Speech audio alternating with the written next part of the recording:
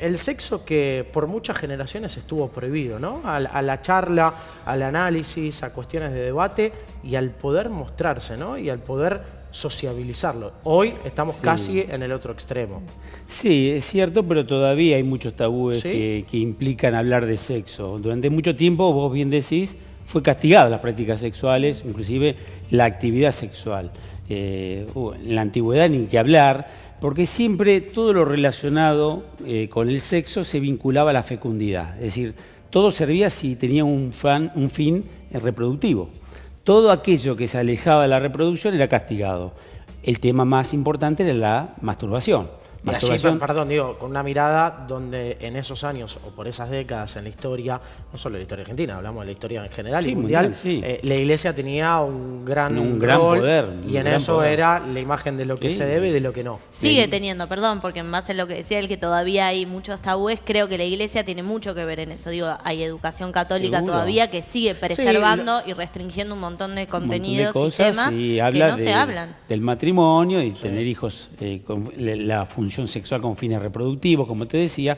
Por lo tanto, todo lo alejado de eso era enormemente castigado. Si nosotros empezamos a hablar de historia de la masturbación era un acto que hoy hablamos a cotidiano, es absolutamente una práctica, para que ustedes se queden tranquilos, absolutamente normal. No, yo estoy muy tranquilo. Estaban preocupados los chicos. Claro, porque viste, a veces me dicen, doctor, si quieren hablamos de estadística, no tengo drama. Pero no viste, cuando se juntan los amigos, viste, el que se masturba es un tarado, que no tiene mujeres, y se masturba el adulto, el de la tercera edad, el hombre casado, el hombre soltero, mujeres y hombres. Mujeres y hombres. ¿Cuánto tienen que ver allí las personalidades? ¿En cuanto a qué decimos? En cuanto a la masturbación. No, eso no tiene nada que ver porque es una práctica absolutamente normal. Lo que pasa que, lógicamente, ronda el límite cuando es prácticamente una única actividad sexual. Ahí ya estaría entrando en el rango patológico. Pero es normal que un hombre o una mujer, es más, a veces la cultura propone que el hombre es algo normal, que se masturbe, y que la mujer no se tiene que tocar. Y eso lleva a muchas mujeres que vemos en el consultorio que son grandes y tienen problemas de orgasmo. ¿Por qué? Porque no sabe, el acto masturbatorio es un acto de identificación propia. Yo sé dónde están mis órganos, dónde están mis lugares del placer, y cuando tengo una pareja lo traslado hacia ella o lo sigo manteniendo. Muchas mujeres que ignoran, aunque te parezca mentira, en plena actualidad, muchas mujeres de cualquier rango social no saben sus órganos genitales. Entonces no se han tocado, han sido castigadas, y si yo no sé dónde tengo el placer, cuando vuelvo a hablar del famoso punto G femenino, te miran como diciendo, ¿dónde está ese punto? ¿Qué es ese punto? ¿Dónde lo tengo que buscar? Y a veces, vos fíjate que una mala conducta masturbatoria lleva a una mujer que no tiene orgasmo. Y llegan así a tu consultorio, charlan con vos, ¿y qué es lo que les decís? ¿Qué les digo? Es la respuesta. Claro, muchas mujeres, hay que empezar como si fuera, que leían ustedes recién una nota, es decir, explicarle dónde son los órganos sexuales, cuál es el clítoris, dónde está ubicado el clítoris, dónde está lubrificado. Hay mujeres que no saben, y no lo digo despectivamente, piensan que hay un agujerito ahí, que por ese agujerito entra el pene, por ese agujero sale el bebé, por ese agujero sale la orina.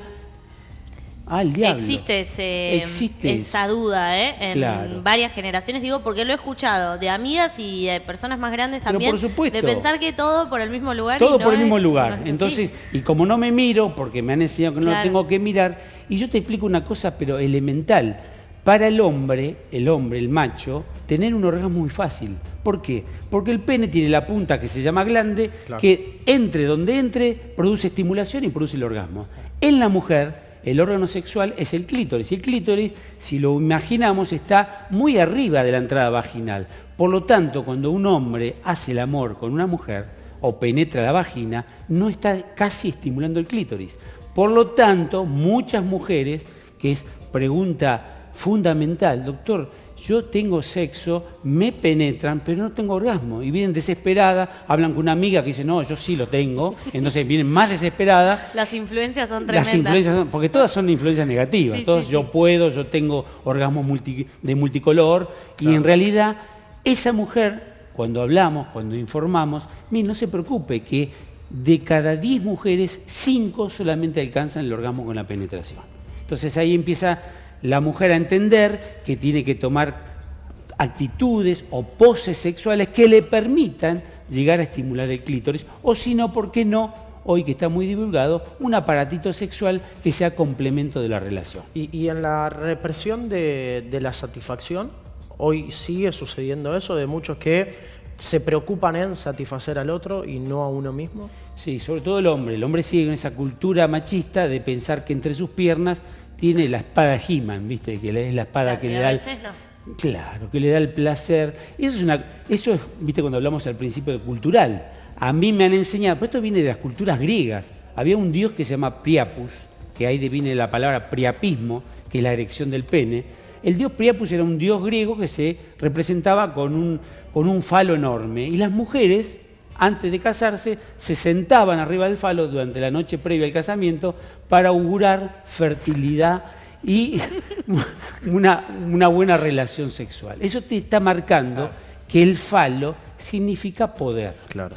El obelisco de Buenos Aires es una imagen fálica. Sí. El famoso caño de Tinelli es una imagen fálica de la mujer danzando. O sea que el hombre, hasta el día de hoy lo vemos en consultorio, viene, doctor, mire, por eso de las consultas, doctor, lo quiero agrandar porque lo noto chico, una cosa que es dramática, porque el hombre tiene, ahí entramos en el tema de los mitos sexuales, que el tamaño es sinónimo de placer en la mujer. Y te puedo asegurar que ya llevo 20 años haciendo sexología, ninguna mujer vino a decirme, doctor, quiero separarme de mi pareja porque tiene el pene chico. De ninguna manera. Así que otra tranquilidad que les quiero dar. El tamaño del pene no tiene absolutamente nada que ver con la satisfacción femenina. Qué tema, ¿no? Qué tema, sí, sin duda. Digo, porque está en el común de todos, en el diálogo de cualquier grupo. Bueno, pero hay una frase, perdón, quizás quede un poco burdo, pero depende cómo la usen, dicen. Muy bien la sexóloga acá. Que claro, está diciendo, claro. Estoy tratando de no Lo que pasa, viste que yo nombré el punto G. Sí. El punto G es un punto descubierto por un ginecólogo que se llamaba Grafenberg, por eso el punto G, y está a 1 centímetro de la entrada vaginal. 1 centímetro a 2 centímetros de la entrada vaginal. ¿Qué quiere decir esto? En el techo vaginal. Que si yo, en lo que mi profesor, el doctor Kuznetsov, decía la franeloterapia, tan importante en la actividad sexual, sin la franela previa, sin el toqueteo, sin el masaje, sin los cariños, yo con mi dedo introduzco el dedo, toco el punto G, puedo hacer llegar a esa mujer a un hermoso orgasmo sin ni siquiera haberme sacado los pantalones. Entonces, ahí adquiere importancia el tamaño del pene. El tercio distal de la vagina de la mujer es prácticamente insensible. Por eso el ginecólogo puede tomar el cuello uterino y hacer el papá Nicolau. Por eso un bebé puede salir sin provocar un dolor tan extremo en la mujer, porque esa parte es insensible. Por lo tanto, yo no necesito llegar con el pene como algunos pacientes me dicen, yo doctor, la penetro hasta el fondo, uno mira al fondo, ¿viste? Hasta allá al fondo, y ¿cómo ella no va a tener un orgasmo? ¿Cómo no va a tener? Y está la mujer al lado, te estoy hablando de días actuales, no estoy hablando del siglo pasado, días actuales que la mujer, sí, doctor, a mí me penetra. Bueno, pero ahí se ve, ¿no?, cómo todavía reina el machismo en el sexo, porque... No, quizás, y la desinformación también, ¿no? Bueno, porque pero no hay información porque hay ya ideas como preestablecidas y el hombre no se replantea tampoco las cosas. Parece mentira, pero no hay información. Cuando vos le explicás esto, empiezan a entender. Y la información que recibe el hombre es a través de otro hombre, cosa que le dice... Círculo de amigos, la mesa de bar antes. Claro, yo tengo un pene enorme, yo doy placer a todas las mujeres. Y otra información lamentable para el hombre es la pornografía. El hombre consume, a diferencia de ustedes, que por más que miran, no miran tanto como nosotros. El hombre generalmente introduce la vía sexual a través de la vista. Sí. Estamos aprendiendo y hemos aprendido culturalmente a mirar. El hombre puede girar tranquilamente para ver un trasero en la calle. En cambio, las mujeres quieren ver un hombre, pero no lo tienen que mirar, aunque está cambiando, pero está más educado por eso. Y lo que recibimos en la información en las películas es mala información, porque vemos poses locas, penetraciones que duran 10 minutos, que son todos, ustedes lo saben mejor que yo, son todas ediciones de la película, por lo tanto, yo quiero yo quiero hacer lo que estoy viendo. Y estoy viendo que ese hombre llega a la película, ¿no? Llega a la casa, le baja el pantalón mientras ella está cocinando, la penetra y ella larga el cuchillo y grita de placer. Entonces, ahí está. Media hora además, Claro, cosa que por ahí claro. otra preocupación, ¿no? La eyaculación precoz. Exactamente, otro trastorno que suele haber. Entonces, ese hombre llega a la casa, la encuentra picando la comida, dice, ya, esta es mi oportunidad, yo lo vi en la película, y lo que va a encontrar es que la va a correr con el cuchillo. ¿Qué estás haciendo? Entonces, esa realidad distorsionada, tamaños enormes, por posturas, los actores porno utilizan un anillo constrictor para mantener la erección, igual que los que bailan en Los strippers. Mira, no sabía eso. Claro, utilizan no son eso. tan reales entonces. Es una erección que se mantiene, una Claro. erección ficticia. La erección en el hombre se mantiene en la medida que hay estímulo sexual. Y si yo estoy bailando con un montón de gente que no tengo ningún estímulo. Algo tengo que hacer para mantener mi erección, ¿no? ¿Qué hablabas de tabú y hablábamos de cuestiones que por ahí entiendo están asociadas a otra época y vos decís, no, hoy siguen estando. En los años de experiencia entre el pasado pero la actualidad, hoy, ¿cuáles son las mayores vergüenzas o aquellas cosas que vos decís, mira cómo pasa el tiempo y esto sigue estando en las consultas? Y bueno, el tamaño es fundamental. Ah, sí. El problema del tamaño no es que pasa por la risa, sino que miran el diario, ven tratamiento de alargamiento algo peniano. que se ha considerado mucho en los avisos publicitarios y todo en el último tiempo. Primero que le sacan un montón de dinero. Y después... ¿Pero es real? ¿Se puede? No, No sé por qué estás aclarando, saltó solo, estamos charlando. pero lo le vi puede con una interesar a mirada, muchas personas sí, del otro lo vi lado. con una mirada muy Compenetrada. preocupada. Decime que Ah, es. realmente sí es Hay posible. hay cirugías de agrandamiento y ensanchamiento de pene. Ensanchamiento de pene. Y lo lamentable es que muchos no lo necesitan.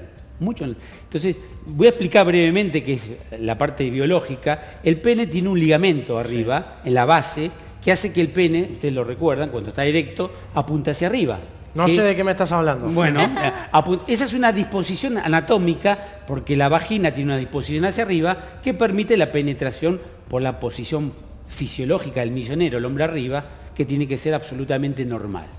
Ese ligamento suspensorio, el pícaro de algún cirujano, hace dos cosas. Por un lado lo corta en la cirugía, y otra cosa importante que hace una pequeña trampita, que es le aspira la grasa que está arriba del pubis. Ah, claro. Le hace una lipoaspiración. Al sacarle grasa, el Parece pene que parece se más largo, ensancha, se y el alarga. pene, cuando le cortan el ligamento suspensorio, es como si descendiera 1 centímetro. El problema de esto, que después viene el paciente a la consulta, doctor, me operé, ¿Qué hice? pero cuando tiene la erección no puede tener el pene hacia arriba, queda lo que se llama pene en badajo. Se está riendo mucho él, En pero badajo. en badajo quiere decir como colgando. Entonces, Ajá. cuando va a tener la relación sexual, como si fuese una palanca de cambio, va a tener que tomar su pene y meter la primera, la segunda, la tercera, hasta donde pueda llegar. Como volviéndolo a criar. Claro, por lo tanto, a la gente que escucha, ojo con las cirugías, ojo con eso. Eso pasa, es patognomónico del hombre. Estamos bañándonos, vos fíjate que las mujeres en los vestuarios generalmente tienen cortinitas que se separan. En cambio, el hombre nos bañamos todos juntos. Y hacemos, yo, con el respeto que me merece el expresidente, hacemos miradas kirchneristas, ¿no? Porque con un ojo estamos hablando y con el otro Mirando ojo el al lado. estamos O el de mirando. enfrente en diagonal. Claro, ¿cómo es tu nombre? Lautaro. Lautaro. Le estoy mirando Lautaro, estamos hablando. Y yo lo ficho Ficha, Lautaro. quietito, claro. Y si lo veo viendo todo Lautaro, le digo, los socios enseguida, Lautaro está lleno de mujeres. Lautaro Y en realidad, esa cultura que hacemos de mirarnos, de chequearnos el pene, y el pene no se mide en flacidez. Es la cultura. Yo lo miro, las orejas que tiene Lautaro, la nariz que tiene Lautaro. Pero sin embargo, el pene adquiere esta importancia porque de vez en cuando sale una actriz o algo que dice, ay, el tamaño es importante. Y todo esto que estoy hablando se me viene al piso como en un segundo. Tremendo. Con el tema de la liberación, del hablarlo, de charlarlo, de consultar también, en esa sintonía también está hoy la práctica sexual en las personas, en la sociedad en común. ¿Tiene que ver con una cuestión generacional también o no? Sí, las generaciones actuales están mucho más liberadas. Viene bien, yo a veces cuando las parejas vienen a la consulta, vienen muchas parejas y dicen, ¿qué podemos hacer para mejorar? Lo mejor para mejorar en la parte sexual es la comunicación. Es decir, cuando logramos, nosotros separamos los sexólogos. Eso en todo aspecto, ¿no? No Claro, solo en la sexualidad. pero tal lo cual. queremos separar sobre todo, ¿sabes qué? de lo que es sexo de lo que es sexualidad, Sí. que son dos campos distintos. Te lo iba a preguntar al comienzo, Bueno. lo tenía anotado así. Bueno, sexo es lo biológico, lo anatómico, pene, vulva, es lo que toco, lo que biopsio, es lo que lamentablemente vivimos en la cultura de hoy en día. Tenemos un sexo genital, parejas que se bajan el pantalón atrás de un árbol o adentro del auto, entro, eyaculo, ella si tiene orgasmo mejor, si no tiene no importa, se acabó. Contacto yo no sé ni cómo se llama ni qué hace. Sexualidad es cuando eso le involucramos la comunicación. Es decir, yo sé que para que una mujer tenga un orgasmo, sé que se tiene que franelear mucho. ¿Por qué? Porque cuando la mujer se franelea, logra que se congestione la sangre y logra que la sangre llegue al orgasmo. Y en una realidad también, ¿no? Porque hablabas de esto, de los tiempos, de la diferencia también entre el sexo y la sexualidad. Y hacia la sexualidad también, y cuando hablas en pareja, no solo la comunicación, sino también la admisión. Porque están aquellos que después empiezan en las comparaciones, Claro. en los procesos, y es un volver a empezar. Por eso. Y la gran diferencia, por suerte, que tenemos con generaciones anteriores, era que tiempos atrás una mujer decía, bueno, el hombre tiene que tomar la iniciativa, dejo, y vos fíjate ese gran error que cometían las mujeres. Dependía su vida sexual del partener que tuviese. Claro. Si el tipo era habilidoso, yo la verdad que tuve una pareja que me hacía feliz. No, yo tenía un tarado. Es decir, esa idea de que la sexualidad de la mujer pasa por el partener es totalmente equivocada. La mujer tiene su propia sexualidad, su propia autoestimulación, se calienta, eso que le gusta tener sexo igual que el hombre, porque a nosotros nos gusta tener sexo cuando escuchamos a una mujer, claro. como pasó con Lali Espósito, que declaró, Sí. me gusta hacerlo, Lali es una loca. No, enseguida, ¿por Menos qué? mal que se puede decir. Menos mal que se puede. Quizá el término no era el adecuado, podría haber dicho me encanta hacer el amor, dijo la otra palabra, la agarran en español, pero bueno, viene el hecho de que una mujer tiene los mismos derechos que nosotros. Y eso pasa esto que hablamos al principio de la famosa Día Internacional de la Sexualidad, pasa por los derechos, Claro. derechos tanto de hombres como mujeres. Y antes las mujeres, si tenían mal partener, se tenían que callar y hoy lo podemos charlar. Entonces, nosotros siempre aconsejamos a las parejas hacer los chequeos afectivos. ¿Qué son chequeos afectivos? Una pareja estable, che, ¿qué te molesta de mí? ¿Qué puedo hacer yo para hacerte más feliz? ¿Qué podemos gusta? incorporar? ¿Qué podemos hacer? ¿Qué podemos practicar? Si en la intimidad se pueden hacer un montón de cosas y no joden a nadie, ¿no?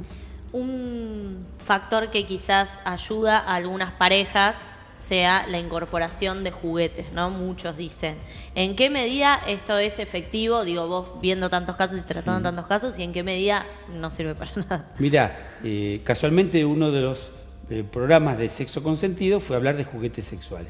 Eso, otro tabú. Hablamos de tabúes, Sí. otro tabú. El aparato quiere decir que somos perversos, el aparato quiere decir que la pareja no anda bien, el aparato quiere decir que me reemplaza. Absolutamente todo por mala información. Un aparato es un excelente aditamento para la relación sexual, tanto solo como acompañado. A veces hay mujeres que transitan una etapa que están solas, tranquilamente yo les receto un vibrador, tranquilos, y pasan las receta el mejores. vibrador? Pero más vale, No la sabía. anoto, lógicamente, lo que tienen que adquirir, Claro. entonces no es que va para la farmacia, tiene que ir a un sex shop, pero en realidad lo pueden utilizar perfectamente. Y cuando hablamos al principio que una mujer tiene dificultades para tener orgasmo porque en la penetración no alcanza a estimularse, tener un aparatito es fundamental. Entonces, a ese hombre que viene con el garrote como si fuera la prehistoria, le digo, no lo va a reemplazar. Ese aparatito le va a ayudar a que ella va a estar Un complemento. Un Y complemento. el temor del hombre también, ¿no? De que de pronto Exacto. la mujer se encariñe más con el aparato que con Exacto. con el cuerpo Y de él. tuve la enorme gratitud que en uno de los últimos programas vino una gerontóloga que habló de sexualidad en la tercera edad y le pregunté, y digo, ¿y los aparatitos en la tercera edad? Pero bienvenido sea. Y no es una vieja loca lo que habló, es una señora grande que tiene el mismo derecho, Sí, tal cual. Día Internacional de la Salud, de la sexualidad, tener derechos, tiene el mismo derecho a pasarla bien.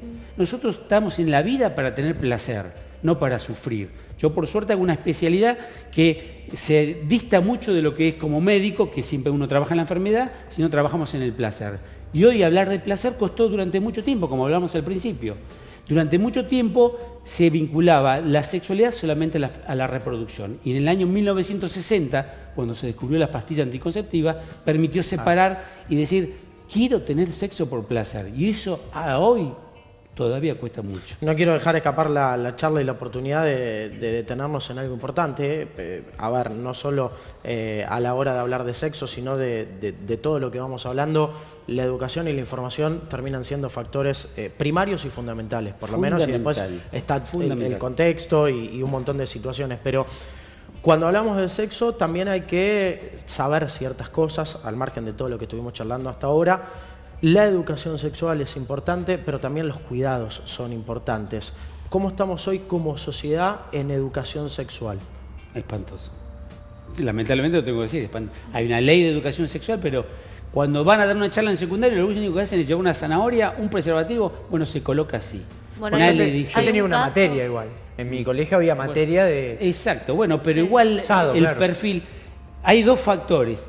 No se forma gente para dar educación sexual y no se promulgan a todos los niveles. Tiene que inclusive a nivel primario. Yo vengo de un congreso ahora en Lima, Perú, en la cual uno de los temas era la famosa transexualidad, las diferencias de género. Sí. Cuando vos hablás de qué es un transexual, te miran como diciendo, es un homosexual. No, es un hombre que se disfraza de mujer. Entonces, falta de información. Tenemos que saber que el transexualismo, que aprovecho para invitarlos, que va a ser el programa del viernes, el transexual, va a venir el doctor Fidalgo, que es el pionero acá en La Plata que opera las cirugías de cambio de sexo, es una entidad que se está viendo en los primeros años de vida. Hay chicos o chicas en jardín de infantes que están dando manifestaciones de este trastorno del género, sentirse con un sexo distinto. En los últimos años en la Argentina algunas noticias que dieron cuenta de esto y se ha armado un revuelo. Claro, y ahí sale, como hablamos hoy, la cultura, la religión, ¿qué es esto que está diciendo el doctor? Padres que dieron en favor del consentimiento del pedido de los propios chicos al cambio de sexo y algunas otras cuestiones. Entonces, vuelvo a decir lo mismo, la información, todo se cura con información. Vos fíjate, cuando a una pareja le decís, mire, el punto G está acá. El otro día vino una mujer, me dice, doctor, yo lo escuché, el punto G, me terminé de bañar, me fui a la cama, me senté solita, me empecé a buscar el punto G. Usted dijo 1 centímetro, pero no lo encontré. Claro, entonces hay que explicarle. El punto G es un punto erótico, aparece cuando me estimulo, no cuando me termino de bañar. Entonces ella tendría que utilizar un vibrador o tener un encuentro sexual y ahí va a aparecer el punto G. Por eso hacemos hincapié en esto, información. Última pequeña pregunta. Me llegan consultas de, por ejemplo, de una gran amiga que anda consternada con algunas cuestiones, con una en realidad que tiene que ver con el orgasmo. Y ella me comenta que tiene 24 años y no ha tenido un orgasmo. ¿Tiene que ver también el orgasmo femenino con una maduración de la edad y sexual de cada uno o con que no se conoce? No. Generalmente, cuando una mujer a veces viene en la consulta te dice, doctor, creo que tuve unas cosquillas, porque lo peor es la mala información, ¿no? Entonces hablan con amigas, mira, yo tengo unos orgasmos que vos no sabés, tiembla el edificio, grito, ahí veo colores, veo volar pájaros. Entonces esa chica que no tuvo un orgasmo, entonces está esperando eso y nunca le va a pasar. Claro. O cuando tiene uno, y a lo mejor los orgasmos son como las huellas dactilares, son distintas para cada persona. Claro. Hay mujeres que tienen muchos, hay unas que tienen uno solo. Entonces, cuando ella quizás tiene un orgasmo chiquito, viene a la consulta, doctor, no tuve el tsunami que yo me imaginé o que me contó mi amiga.